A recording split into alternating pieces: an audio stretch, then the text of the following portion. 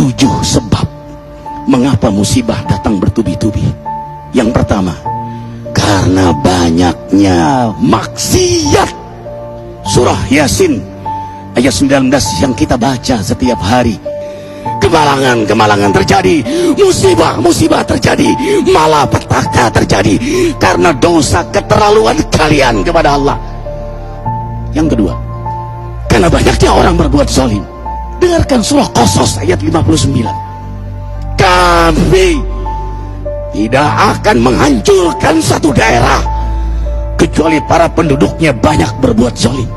Anak durhaka pada orang tua, istri yang berani kepada suaminya, perampok, pembunuhan di mana-mana.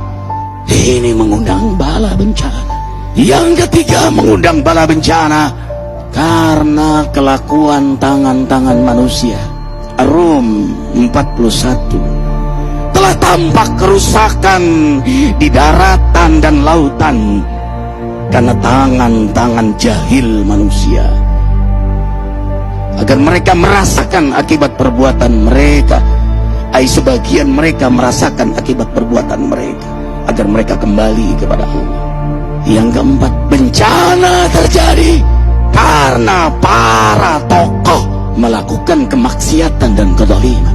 Dengarkan dengan iman, wahai penduduk Indonesia yang mulia, bila kami ingin menghancurkan suatu negeri, kami perintahkan para tokohnya untuk taat kepada Allah, tapi mereka maksiat, tapi mereka berbuat zalim, tapi mereka khianat kepadaku dan kepada makhlukku. Fahaqa alaihil qaul, maka haklah untuk mereka datang bala bencana seperti kaum Ad, kaum Samud, kaum Lut, kaum Nuh. Kami hancurkan sehancur-hancurnya. Siapa tokoh itu? Para pemimpin kita yang sumpah Al-Quran di kepalanya, demi Allah tidak korupsi.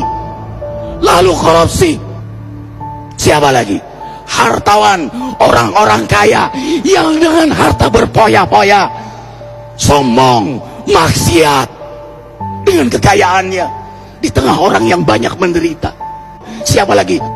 Ulama yang menjual ayat-ayat Allah dengan murah.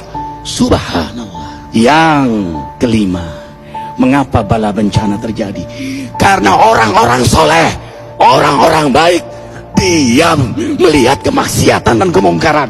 Surah Al-Anfal ayat 25. Takutlah kalian dengan musibah yang tidak hanya menimpa orang yang maksiat, orang yang berbuat zalim, tapi juga kalian orang-orang soleh. Maka masa bodoh dengan kemaksiatan bukanlah sikap seorang mukmin. Amar ma'ruf nahi mungkar adalah amal cerdas. Yang keenam, justru karena rahmat Allah, karena peringatan yang Allah hadirkan agar hadir mahkamah kesadaran kita. Ikhwah, dengarkan dengan iman surah Al-Baqarah ayat 155, 156, 157. Kami pasti uji kalian dengan sesuatu yang buat kalian takut lapar, takut miskin, takut kematian. Tapi kabarkan berita gembira bagi hamba Allah yang sabar dari semua ujiannya, yang mereka berkata, sesungguhnya kami milik Allah dan sungguhnya kami akan kembali kepada Allah.